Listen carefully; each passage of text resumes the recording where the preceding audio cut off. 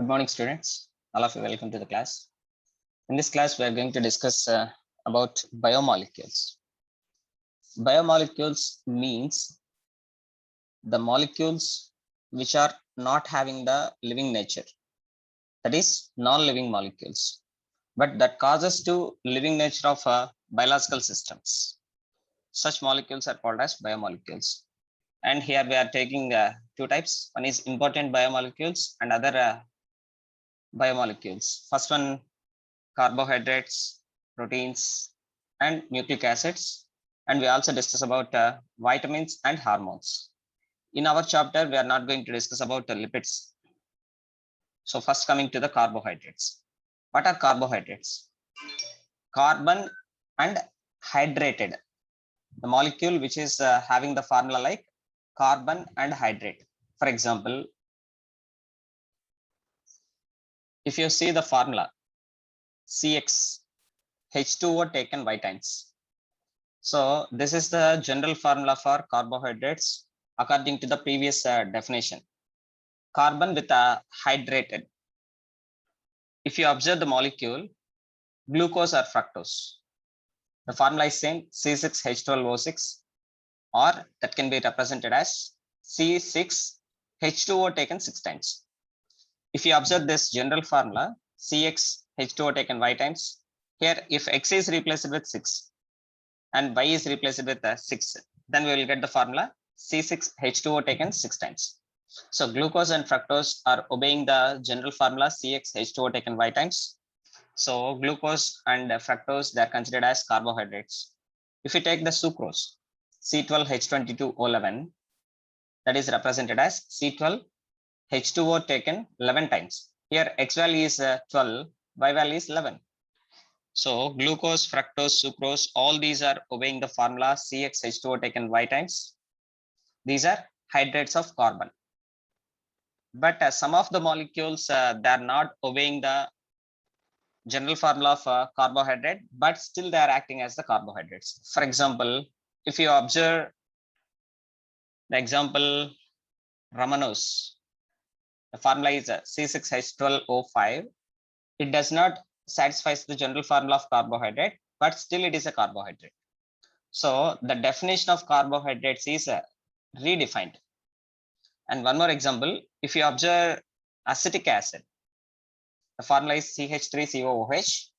It can be written as C2H4O2, or it can be written as C2H2O taken twice. If you observe this one, here 2 is replaced with X, here 2 is replaced with Y. So acetic acid is obeying the general formula of carbohydrate, but acetic acid is not a carbohydrate. So we should not say carbohydrate as hydrates of carbon. Then what should be the definition of carbohydrates? So to know about the definition of carbohydrates, the carbohydrates are optically active polyhydroxy aldehydes or ketones. And upon hydrolysis, they are going to produce simple carbohydrates. For example, if you observe D-glucose, the D-glucose is existing as open chain. This is a structure, open chain structure of a D-glucose. Here you can observe OH group. Here OH group is there. Here OH group is there. Here OH group is there. Here OH group is there. More than 2 OH groups are there. So it is said to be as a polyhydroxy. And here you can observe carbon, double bond oxygen, single bond hydrogen. This is the aldehyde group. So this compound is a polyhydroxy aldehyde. And this carbon is optically active carbon. This is the optically active carbon. This is the optically active carbon. This one is the optically active carbon. So finally, we can say that D-glucose is an optically active polyhydroxy aldehyde. Of course, L-glucose is also optically active polyhydroxy aldehyde. So the definition is redefined as polyhydroxy aldehydes or polyhydroxy ketones are called as carbohydrates. If you go for the classification of carbohydrates based on the functional group, the carbohydrates are classified as polyhydroxy aldehydes and polyhydroxy ketones. The simple examples for polyhydroxy aldehyde is glucose. The example for polyhydroxy ketone is fructose. But glucose and fructose both are having the same molecular formula, C6H12O6. Fructose contains keto functional group, glucose contain aldehyde functional group. So glucose is called as aldose, whereas fructose is called as ketose. Yes, here you can see another classification of carbohydrates on the basis of reducing nature. Some carbohydrates can reduce Tollens reagent and Fillings reagent. Such carbohydrates are called as reducing sugars. The examples are fructose, glucose, maltose, and lactose. These carbohydrates can reduce Tollens reagent and Fillings solution, hence they are called as reducing sugars. Whereas sucrose cannot reduce the Tollens reagent and Fillings solution. Hence, sucrose is an example of non-reducing sugar. And here, fructose and glucose, these two are called as monosaccharides. Monosaccharides means the carbohydrates which upon hydrolysis does not give any simple monosaccharide, or the carbohydrate which does not undergo hydrolysis to give the carbohydrate further, they are called as simple monosaccharides.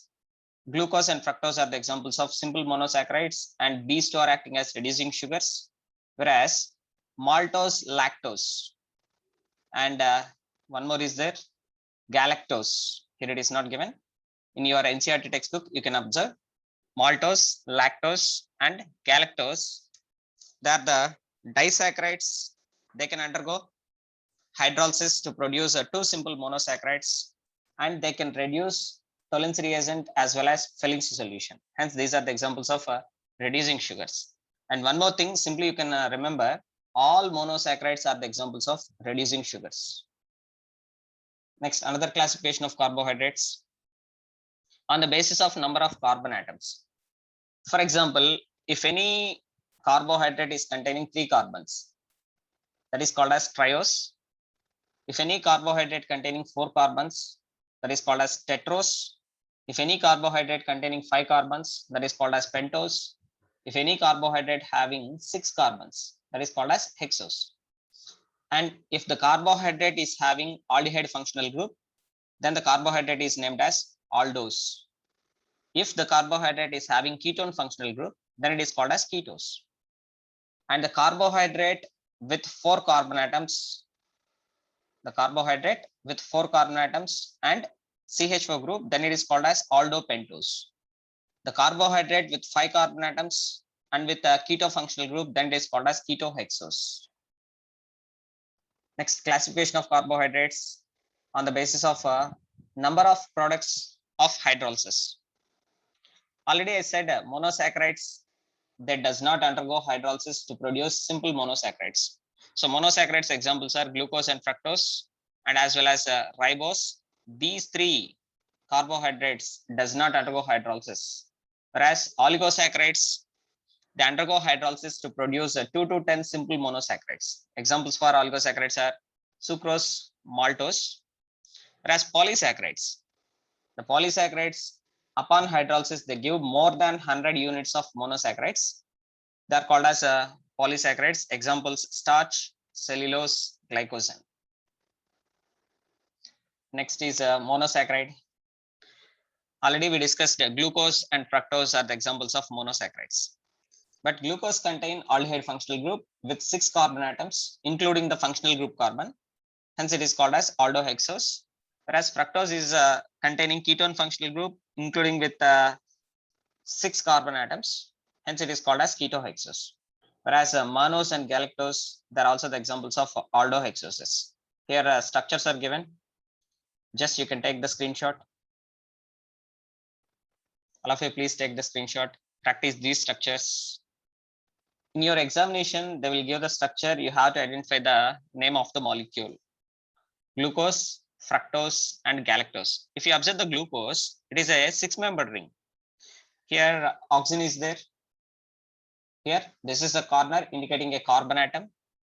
Here this is the corner indicating a carbon atom. This is the corner indicating a carbon atom. This corner indicating the presence of a carbon atom. This corner indicating the presence of a carbon atom, and here a carbon atom. Total 6 carbon atoms are there. That is C6. Total hydrogens at 12 is there. H12. total oxygen atoms in this molecule is 6, C6H12O6. So this is the structure of glucose. This is the first carbon. First carbon having hydrogen and OH group. Second carbon also having the same position of hydrogen and OH group. Whereas if you observe the fructose is a 5-membered ring compound. Here you observe, this is the corner indicating a carbon.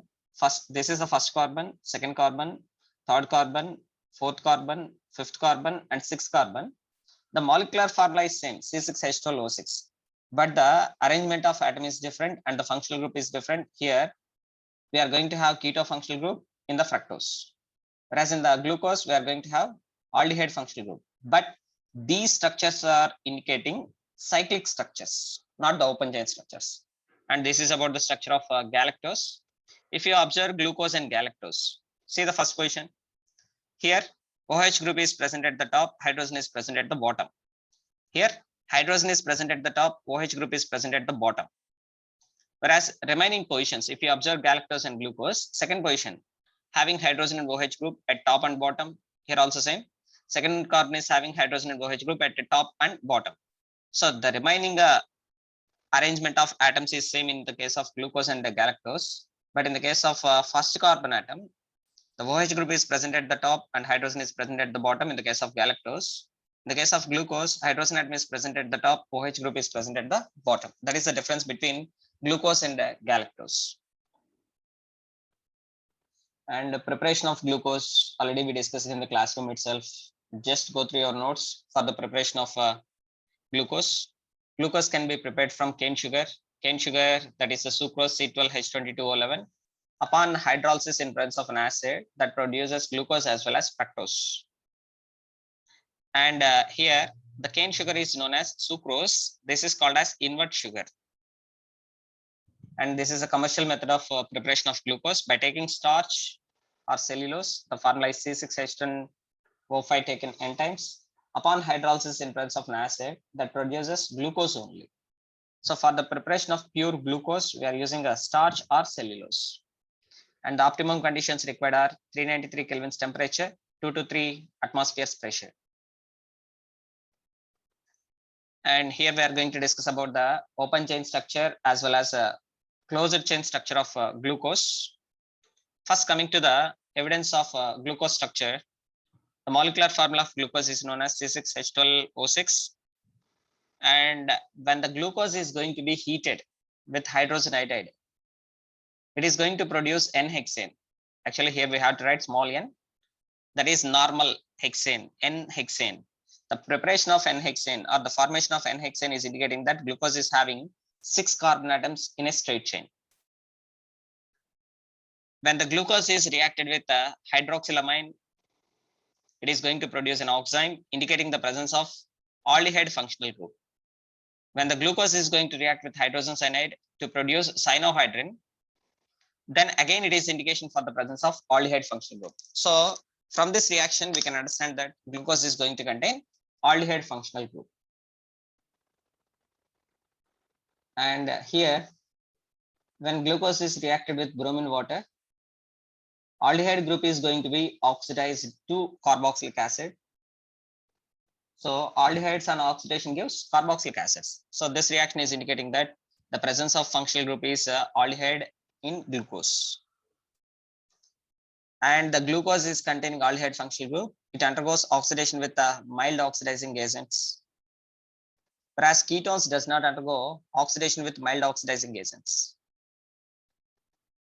And here another reaction, when glucose is reacting with concentrated nitric acid. The concentrated nitric acid is a strong oxidizing agent. The strong oxidizing agent can oxidize both primary alcoholic group as well as aldehyde group. CH2OH is the primary alcohol group. CHO is the aldehyde group. Both groups, this group and this group, both can undergo oxidation, gives carboxylic acid groups. This reaction is indicating the presence of one primary alcohol group as well as aldehyde group.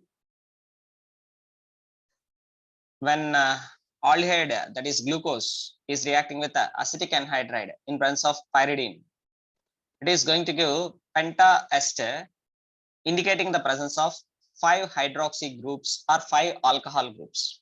But in the previous reaction, already we understand, in this reaction, we understand that when glucose is reacting with concentrated nitric acid, only the primary alcoholic group is going to be oxidized. So this reaction is indicating the presence of one primary alcoholic group in glucose. Whereas here, the reaction of glucose with acetic anhydride is indicating that there is the presence of 5 OH groups, means except of the primary alcoholic group, remaining 4 alcoholic groups are acting as secondary alcoholic groups. Why? Because means the glucose is containing 6 carbon atoms in the straight chain. So based on this, the conclusion is the glucose is going to contain 5 alcoholic groups, 1 aldehyde group. All are present on different carbon atoms. Hence, we can draw the structure of glucose like this. This is the aldehyde functional group. This is the primary alcohol group. All these are secondary alcohol groups. This is the primary alcohol group. Sorry, this is the primary alcohol group, right? And this one, this one, this one, and this one, all these are indicating secondary alcohol groups. Next, coming to the stereochemistry of carbohydrates. Yes, here you can observe the open chain structure of glucose, CHO, single bond C, single bond H, single bond OH, single bond C, single bond H, single bond OH, single bond C, single bond H, single bond OH, single bond C, single bond H, single bond OH, single bond CH2OH. Here the star marks are indicating that all these carbon atoms are the optically active carbons. Whenever optically active carbons are there and the molecule one end with one type of group, other end with a different type of group, then the number of possible optical isomers are 2 to the power of n. Here n value is indicating the optically active carbons 4. Then we can take 2 to the power of 4. 16 possible configurations can exist for glucose. And this is the structure known as Fischer's projection. And it is called as plus D glucose. Why we are saying plus means when plane polarized light is passed through this compound, the plane polarized light is going to rotate in the clockwise direction. Hence, this glucose is called as plus D glucose.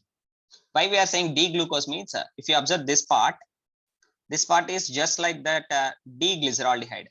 Hence, this is called as plus D glucose. And the failures of straight chain structure of glucose. Glucose does not show 2,4-DNP test, skips base test, and it is not going to give addition product with sodium hydrogen sulfide. Actually, glucose is going to contain, if glucose is going to contain free aldehyde group, aldehydes can give the test with 2,4-DNP, skips base, as well as sodium hydrogen sulfide, but glucose is not giving these reactions, indicating that there is the absence of free aldehyde group. Then it is indicating that the glucose is not going to contain open chain structure and the glucose is not going to contain free aldehyde group. Then coming to the cyclic structure of glucose. Yes, here you can observe this is the open chain structure of glucose. In this open chain structure of glucose, only the existence is about 0.02%. Mostly the glucose is existing in the form of cyclic structures. One is alpha cyclic structure, second one is beta cyclic structure.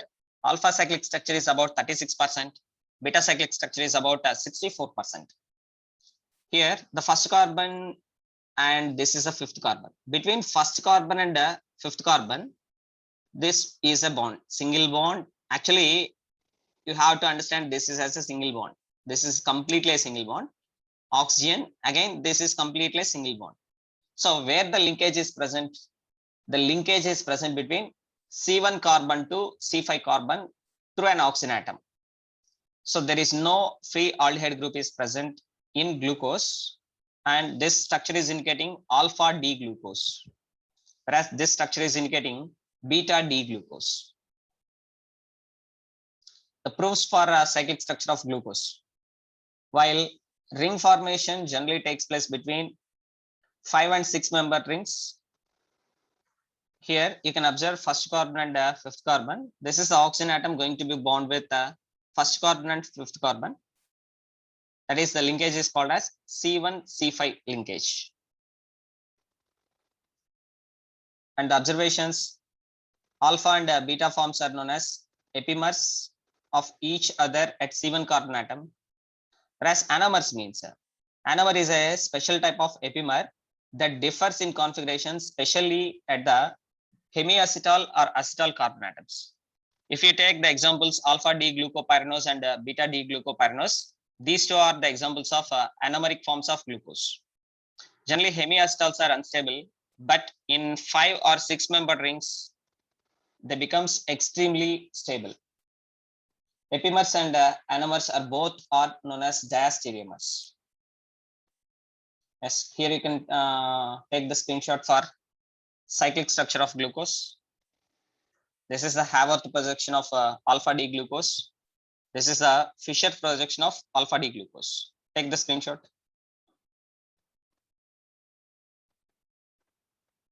Next, coming to anomers once again. Yes, this is the alpha D glucose. This is the beta D glucose. The difference is C1 carbon. C1 carbon atom is having hydrogen at the top, OH group at the bottom. Here, OH group is at the top, hydrogen is at the bottom. Remaining position of hydrogen atom and OH groups are same in both case of alpha D glucose and beta D glucose. Only the position of OH group is going to differ. The spatial arrangement of, not the position, the spatial arrangement of OH group is going to be different at C1 carbon atom. Next, coming to the mutarotation. What is this mutarotation means?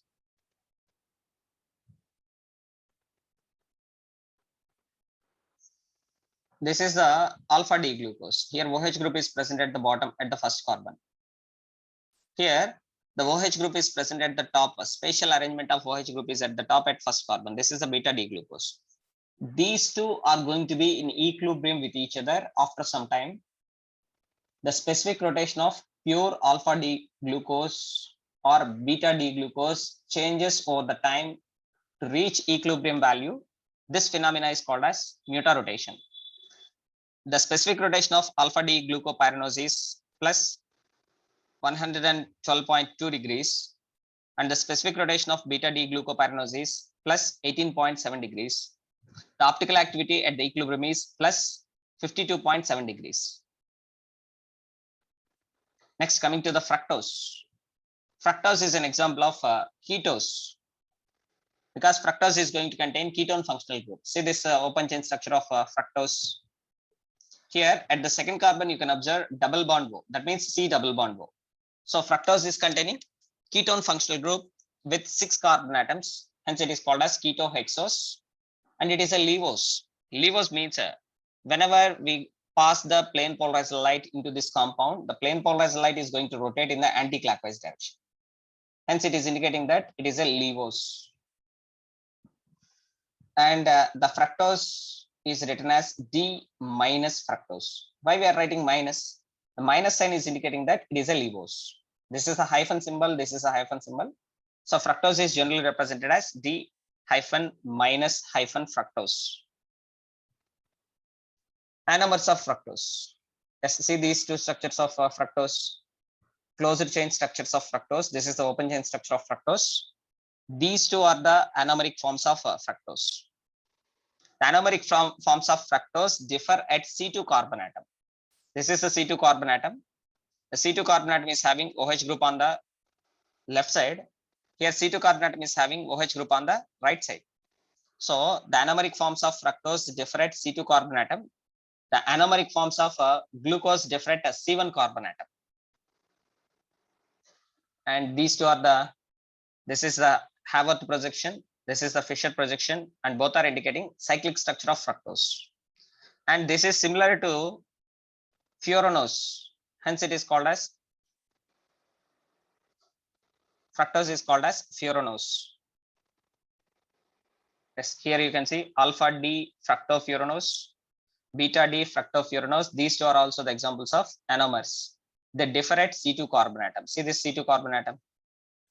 This is a C2 carbon atom. C2 carbon atom having OH group at the bottom. Here C2 carbon atom is having OH group at the top. The remaining position of all the remaining atoms or the groups are same. So we can say that fructose exists in the form of alpha D fructofuranose and beta D fructofuranose.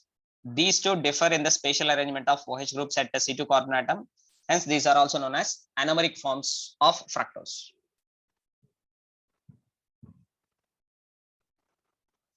And coming to the fructose and glucose, generally both can show similar reactions. Why they show similar reactions? Why? Because means fructose contains ketone functional group, glucose contain aldehyde functional group. They are the examples of carbonyl groups. So because of the presence of similar functional group, glucose and fructose generally undergo similar chemical reactions. Alpha hydroxycarbonyls are known to show positive result towards Benedict solutions, Fehling's solution, as well as Tholen's reagent. Glucose and fructose, they can show positive results for Benedict solutions, Fehling's solution, as well as Tholen's reagent. Means the glucose and fructose can reduce these solutions. Hence, glucose and fructose are the examples of reducing sugars. Here the reactions are given. Glucose is going to reduce the Tholen's reagent. Another reaction, glucose is going to reduce the Benedict solution. Next, coming to the disaccharides. Already we discussed about disaccharides a little bit. The examples are sucrose, maltose, and lactose. Yes, we are going to see the structures. Sucrose. In the case of sucrose, sucrose is going to contain two simple monosaccharide units. One is alpha D glucose. Second one is beta D fructose. These two units are going to be linked with oxygen atom. Yes, here you can see. This is the alpha D glucose. This is the beta D fructose. These two are going to be linked. C1 carbon atom of alpha D glucose and C2 carbon atom of beta D fructose. Both are going to be linked with oxygen atom. This linkage is called as glycosidic linkage. Take the screenshot of this one. This is a complete structure of sucrose. This linkage is called as glycosidic linkage. The glycosidic linkage is present in sucrose at C1 carbon atom of alpha D glucose to C2 carbon atom of beta D fructose. Next one is galactose. Glucose and galactose are C4 epimers. Because already we discussed glucose and galactose are having a similarity in their structures, only one position, that is a C4 position, is going to be differed. Yes, if you observe the D glucose, once again, this is the open chain structure of D glucose. Here we are taking beta D glucose. In the case of beta D glucose, the OH group at C1 carbon atom is present at the top. Whereas in alpha D glucose, the OH group is present at the bottom at C1 carbon atom. So here I am taking beta D glucose. C1 carbon atom is having OH group at the top, that is indicating it is a beta D glucose. And next one is a D galactose. This is the open chain structure of D galactose. This is the closed chain structure of D galactose in the beta form, beta D galactose. Here also you can observe C1 carbon atom is having OH group at the top. Here C1 carbon atom having OH group at the top, hydrogen at the bottom. C1 carbon atom having spatial arrangement of groups is same. C2 carbon atom having spatial arrangement of groups is same. C3 carbon atom having spatial arrangement of groups is same in the case of both beta D glucose and beta D galactose. If you come to C4 carbon atom, this is a C4 carbon atom. C4 carbon atom is having OH group at the bottom in beta D glucose. In beta D galactose, C4 carbon atom is having OH group at the top. That's why we can say that D glucose and D galactose, or beta D glucose and beta D galactose, are the epimers at C4 carbon atom. This is very important for JEE and NEET. Now, when we take the lactose, lactose is going to contain two simple monosaccharide units, that is galactose and glucose. This is the galactose structure. This is the glucose structure. Both are in beta form. Beta D galactose and beta D glucose, both are going to be linked with each other through glycosidic linkage at C1 carbon atom of beta D galactose to, this is the C1 carbon atom of beta D galactose to C4 carbon atom of beta D glucose. My dear students, regarding carbohydrates, just you have to understand the glycosidic linkages in disaccharides as well as in polysaccharides. So in the case of lactose, what are the monosaccharides? Galactose and glucose. Which type of galactose and glucose? Beta D galactose and beta D glucose. The glycosidic linkage is at C1 carbon atom of beta D galactose to C4 carbon atom of beta D glucose. Next one is maltose. Another disaccharide is maltose. Maltose is going to contain simple monosaccharide units, that is alpha D glucose. So maltose is an example of homopolymer. Homopolymer means if any polymer having same type of monomeric units, that is called as homopolymer. So whenever maltose is subjected to hydrolysis, it is going to produce 2 units of alpha D glucose units. So once again, the structure of alpha D glucose, C1 carbon atom of glucose is having spatial arrangement of OH group at bottom at the C1 carbon atom, that is indicating alpha D glucose. Again, this is also same alpha D glucose. These alpha D glucose units are going to link with each other through oxygen atom. This linkage is called as glycosidic linkage.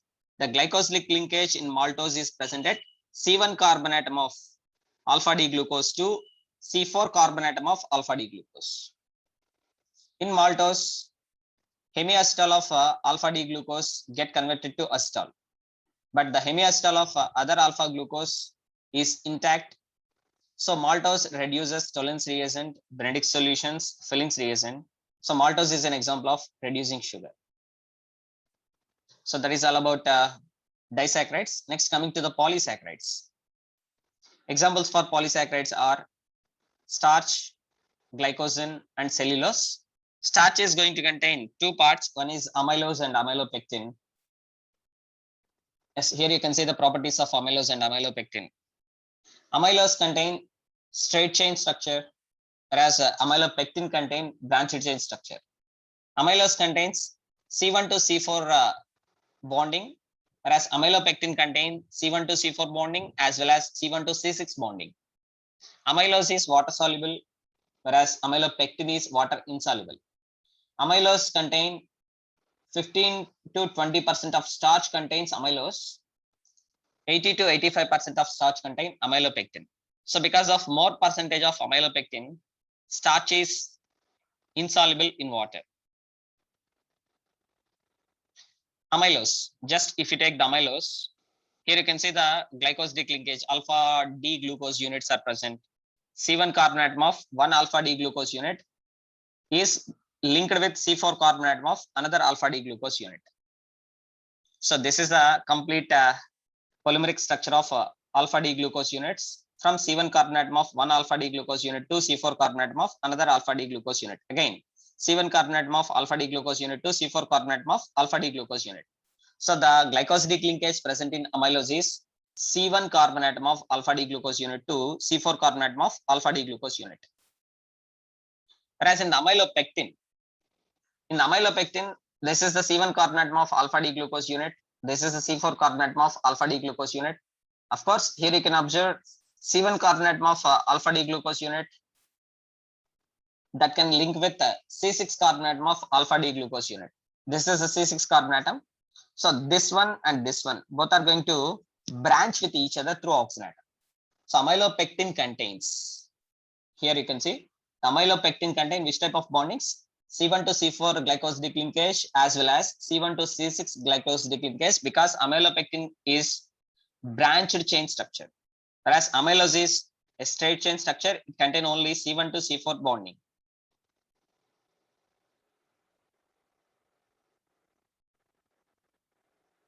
Next one is cellulose. Cellulose contains D glucose units, and the cellulose is a straight chain polysaccharide, and it is composed of beta D glucose units, but not alpha D glucose units. Remember, the cellulose contains beta D glucose units, and here you can observe the linkage C1 carbon atom of beta D glucose unit to C4 carbon atom of beta D glucose unit. Again, C1 carbon atom of beta D glucose unit to C4 carbon atom of beta D glucose unit. Next, coming to the glycogen. Glycogen is known as animal starch, and this structure is similar to amylopectin. Yes, amylopectin contain C1 to C4 linkage as well as C1 to C6 linkage. Like that, glycogen also contain the same linkages. So that is all about carbohydrates. Next, coming to the proteins.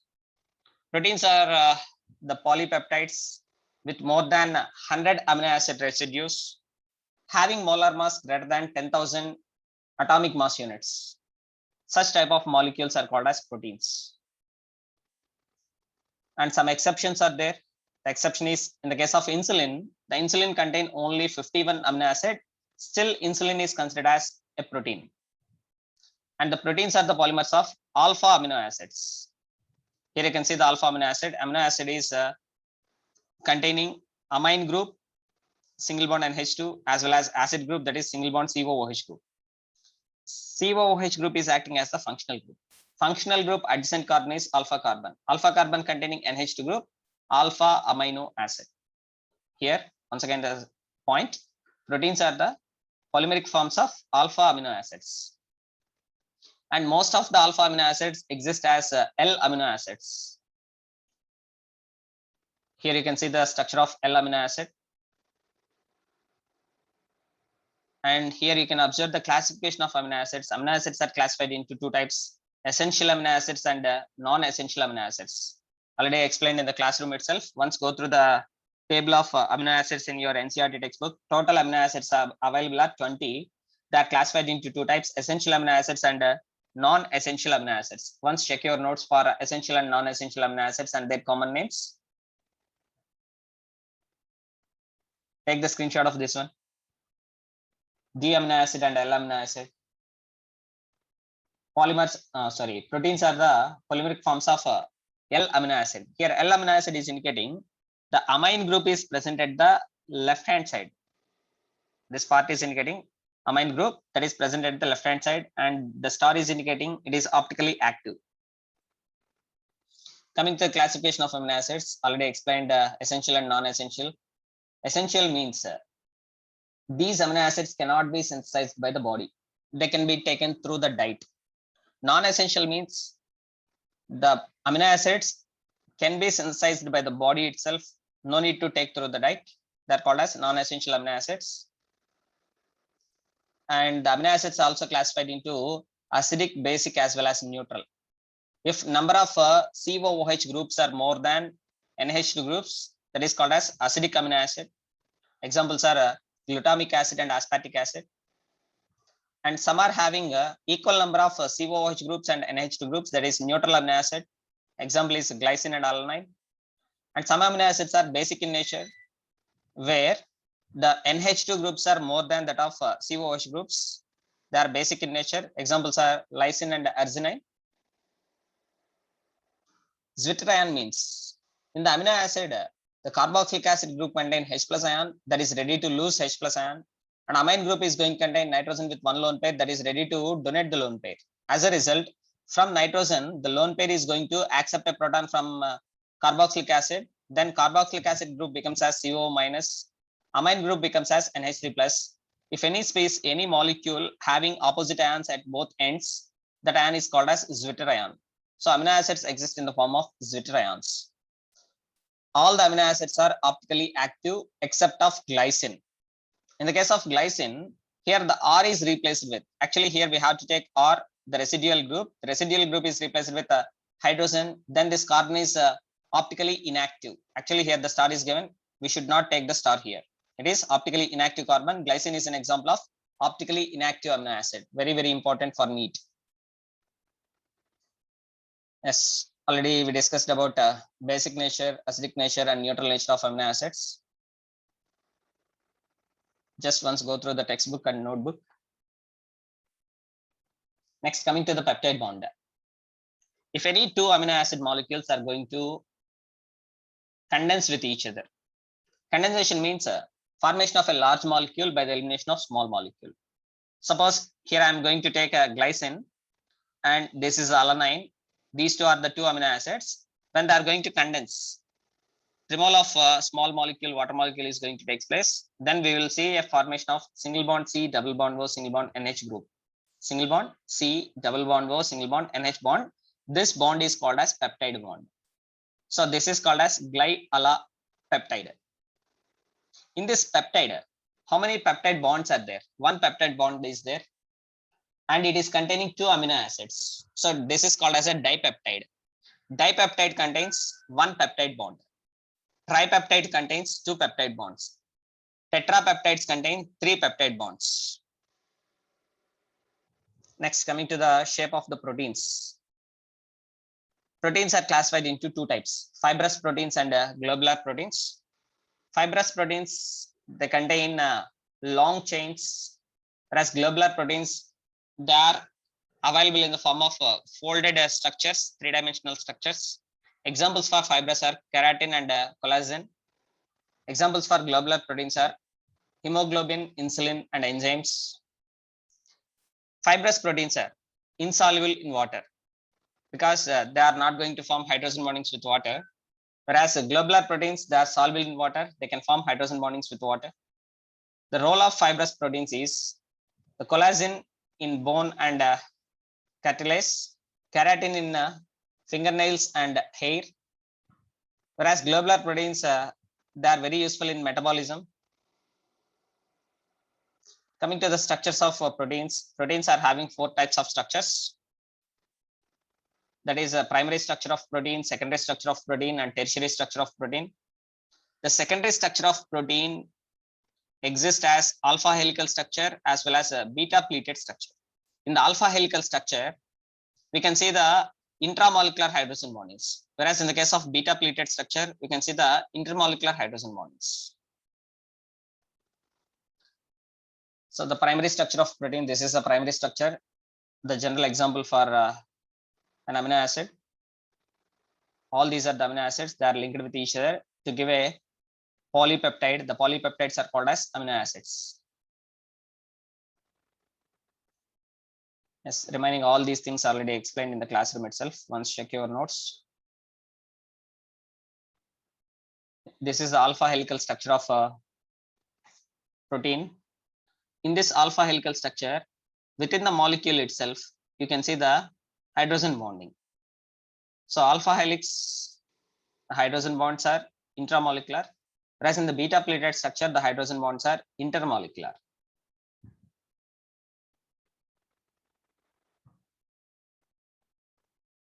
Next, this is the tertiary structure of protein. Next, the quaternary structure of proteins. Hemoglobin is having quaternary structure of protein. Next, denaturation of protein. Every protein is having its own activity, biological activity. By changing the pH value or the temperature or the concentration, then the nature of protein is going to get loose. The biological activity of protein is going to lose. That process is called as denaturation of protein. Next one is about nucleic acids. All of you know, two types of nucleic acids are there, DNA and RNA. Here the nucleic acid, which is going to contain pentose sugar, ribose, that is a deoxyribose, and the nucleic acid, which is going to contain nitrogenous base, usually heterocyclic. The nucleic acids, they are going to contain phosphoric acid derivatives, that is phosphate esters. Based on this, the nucleic acids are classified into two types, that is DNA and RNA. Whereas both DNA and RNA, they are going to contain carbohydrate. Here you can observe the structure ribose. This is the structure of ribose, open chain structure of ribose. This is the closed chain structure of ribose. Beta D ribofuranose and alpha D ribofuranose. Alpha means at C1 carbon atom, OH group is present at the bottom. Here C1 carbon atom, OH group is present at the top. These two are indicating that beta D ribofuranose and alpha D ribofuranose. Whereas in the case of deoxyribose, deoxyribose is indicating one oxygen atom is removed. This one is beta D ribose. This is the beta D deoxyribose. Just observe carefully. At the second carbon atom, here you can observe only the presence of hydrogen. Here at the second carbon atom, you can observe the presence of OH group. If oxygen atom is removed from the ribose, from the second carbon, then the obtained one is called as beta D deoxyribose. This is the carbohydrate unit present in the DNA. The nucleic acids. The nucleic acids are going to contain bases. What are the bases present here is purine derivatives and pyrimidine derivatives. These are the purine and pyrimidine derivatives. derivatives of pyrimidine. Here you can observe derivatives of purine. The derivatives of purine are adenine and guanine. Derivatives of pyrimidine are cytosine, uracil, and thymine.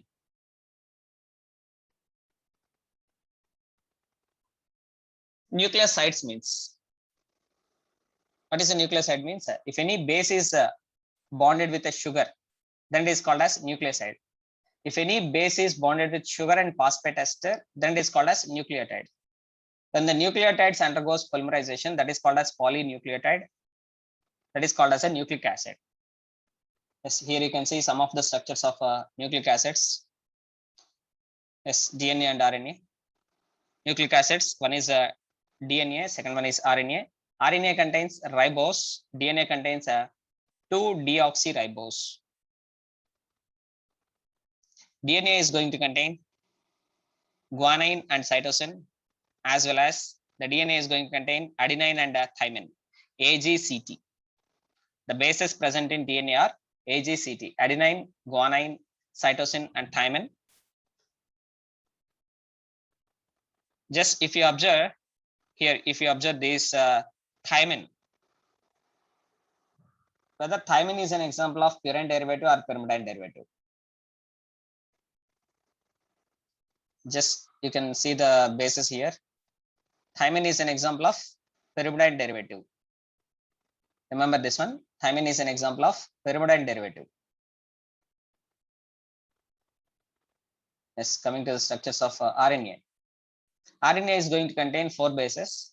One is adenine, second one is guanine, next one is cysteine, and next one is uracil. DNA is containing adenine, guanine, cysteine, and thymine. See the difference between DNA and RNA. DNA is containing same adenine, guanine, and cysteine. RNA is containing same adenine, guanine, and cysteine, not cytosine, cysteine. The difference is DNA is going to contain thymine, whereas RNA is going to contain uracil. Thymine and uracil. These are the examples of which type of bases? Here you can observe thymine and uracil. Yes, here you can observe thymine and uracil. These are the bases. Which bases they are? Pyrimidine derivatives. So DNA and RNA are having similar purine bases, but different the pyrimidine bases. DNA contains thymine, RNA contains uracil. So based on this, mostly the NEET questions will be asked.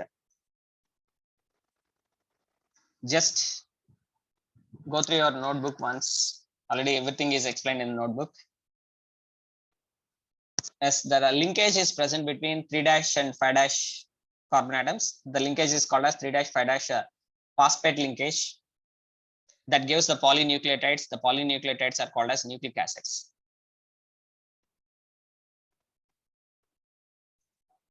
Just I will send a PDF regarding this one. Once read that PDF, you can practice the MCQs easily. So this is all about biomolecules in brief. If any doubt is there while practicing MCQs, just you can call me. I will send a Zoom link. We will discuss in the Zoom link your doubts. Thank you and all. Stay home, stay safe. Have a nice day. This is your chemistry lecturer, Sessan Naidu, signing off.